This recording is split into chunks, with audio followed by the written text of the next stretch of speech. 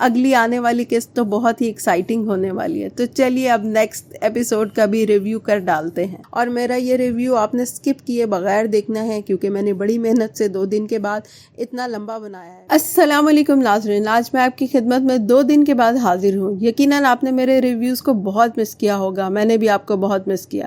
تو چلیے ناظرین، بنا کوئی دیر کیے نیکسٹ ایپیسوڈ کا ریویو کرتے ہیں. سب سے پہلے ہم مائری کی 56 ایپیسوڈ کا ریویو کریں گے، جس میں کہ ہم دیکھتے ہیں کہ سمینہ اپنے بڑے پن کا مظاہرہ کرتی ہے اور فراز اور سائقہ کو روک لیتی ہے. پھر ہم دیکھتے ہیں کہ فہمی ہر حال میں اپنی بیٹی کی شادی کرنا چاہتی ہے. وہ ہے ہی اتنی کم عقل کہ اس کو یہ سمجھ ہی نہیں آتی کہ چھوٹی عمر کی شادی کا بہت نقصان ہوتا ہے. لیکن سائقہ بھی اس کو بہت سمجھاتی ہے، لیکن اس کو کہاں سمجھ آنی ہے. پھر فہمی اپنی دل کی بات زبان پہ لے ہی آتی ہے کہ اس کو فاخر جیسا لڑکا چاہیے تھا. تو سائقہ کو سمجھ آ جاتی ہے کہ اس کی جلن ابھی تک ختم نہیں ہوئی ہے. وہ اس کو سمجھاتی ہے کہ اب وہ اینی کا شوہر ہے، اس کے بارے میں مت سوچو.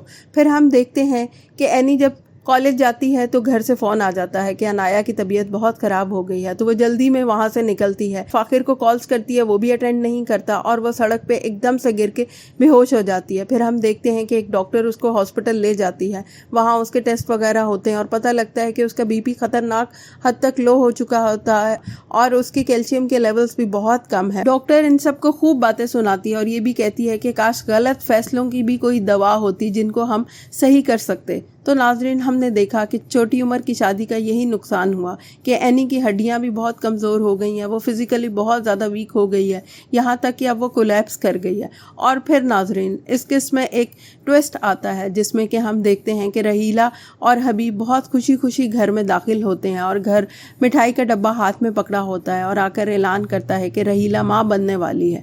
تو ناظرین، یہ حال ہے اس نانا کا جس کو نہ اپنی بیٹی کا کوئی خیال ہے نہ ہی نواسی کا کوئی خیال ہے. اس کو خیال ہے تو صرف اپنی بیوی رحیلہ کا ہے اور رحیلہ اس کو خوب سبز باغ دکھاتی ہے کہ میں تمہیں وارث دوں گی اور پھر دیکھنا اس جائیداد میں حصہ بھی ملے گا. یہ سن کے وہ بھی بے وقوف بن جاتا ہے. تو ناظرین، اب ہم دیکھیں کہ اگلی آنے والی قسط تو بہت ہی ایکسائٹنگ ہونے والی ہے. تو چلیے اب نیکسٹ ایپیسوڈ کا بھی ریویو کر ڈالتے ہیں.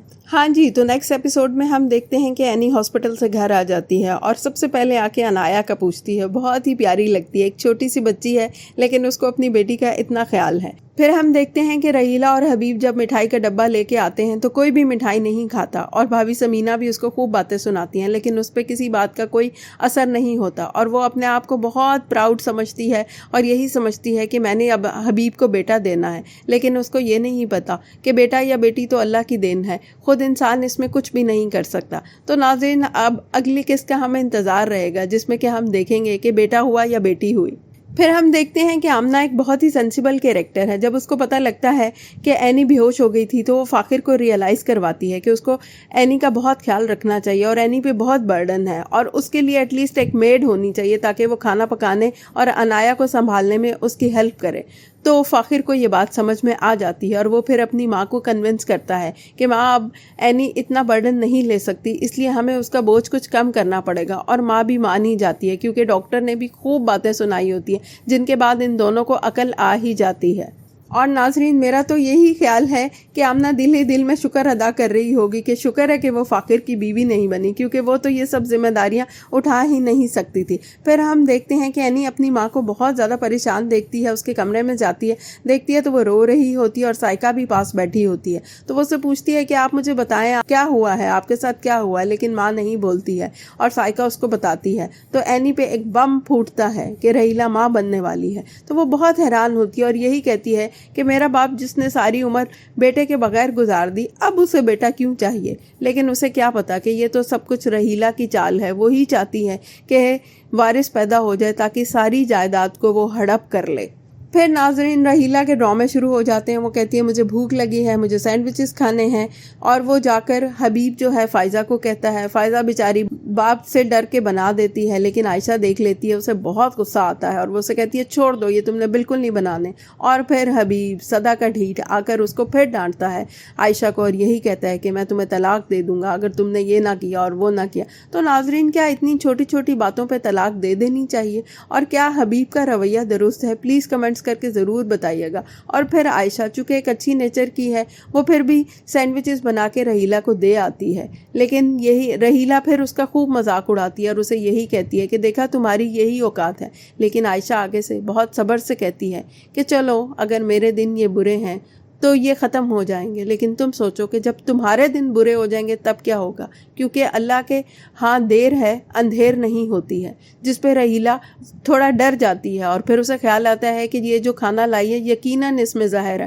اور وہ کھانے سے انکار کر دیتی ہے۔ اور جب حبیب آتا ہے تو اسے کہتی ہے کہ وہ مجھے بہت بد دعائیں دے کے گئی ہے، میں یہ کھانا نہیں کھا سکتی، اس میں زہر ہے، اور میری ایک شرط ہے کہ اگر میں نے گھر کا کھانا کھانا ہے تو تم اپنے سامنے بنوایا کرو۔ تو وہ حبیب تو ہے ہی کاٹ کا الو، وہ اس کی ہر بات مان جاتا ہے۔ پھر ہم دیکھتے ہیں کہ وہ جا کر عائشہ کو پھر کہتا ہے کہ اس کے لیے کوئی کھانا بنا دو، اور پھر بہت مزہ آتا ہے جب سمینہ حبیب کو آڑے ہاتھوں لیتی ہے۔ وہ اس کو کہتی ہے کہ طلاق دینا کیا اتنا آسان ہے، تم ہر بات پر یہی کرتے اور یہی کہتے ہو، تمہاری اپنی اوقات کیا ہے، اور تم 100 مرتبہ سوچ لینا عائشہ اور اس کی بیٹیوں کو گھر سے باہر نکالنے سے پہلے کہ یہ گھر تمہارا ہے بھی ہے کہ نہیں۔ تو حبیب ایک دم سے چپ کر جاتا ہے اور پھر ریئلائز کرتا ہے کہ واقعی یہ گھر تو اس کا ہے ہی نہیں ہے، لیکن پھر بھی وہ کوئی موقع جانے نہیں دیتا اور اپنی بیوی عائشہ کو کہتا ہے کہ دیکھنا میں تمہارا کیا حال کروں گا۔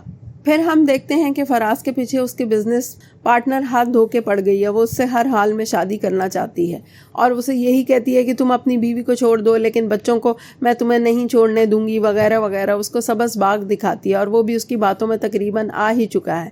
پھر اب ہم دیکھیں گے کہ کیا وہ سائقہ کے ساتھ برا کرے گا، کیا اس کو چھوڑ دے گا اور اس سے شادی کر لے گا یا نہیں۔ تو ناظرین آپ کا کیا خیال ہے، پلیز کمنٹس کر کے ضرور بتائیے گا۔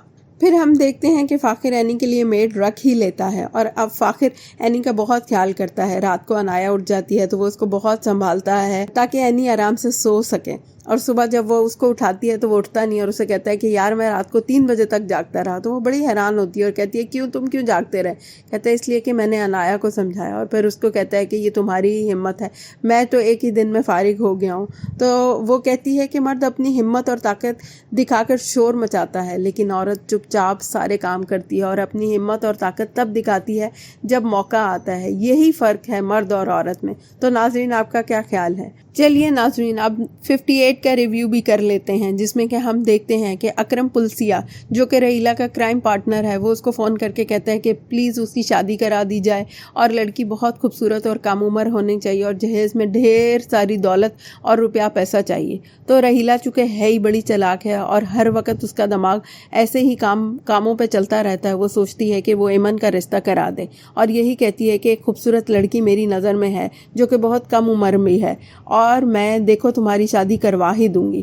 پھر وہ فہمی سے بات کرتی ہے اور اس کو کنونس کرتی ہے کہ بہت اچھا رشتہ ہے، تم ایمن کی شادی کر دو، اور فہمی جو کہ ہے ہی کم عقل اور پہلے ہی اپنی بیٹی کی وجہ سے بہت پریشان ہے، وہ بہت جلدی مان جاتی ہے، ہاں ٹھیک ہے بہت اچھا رشتہ ہے میں کر ہی دوں گی۔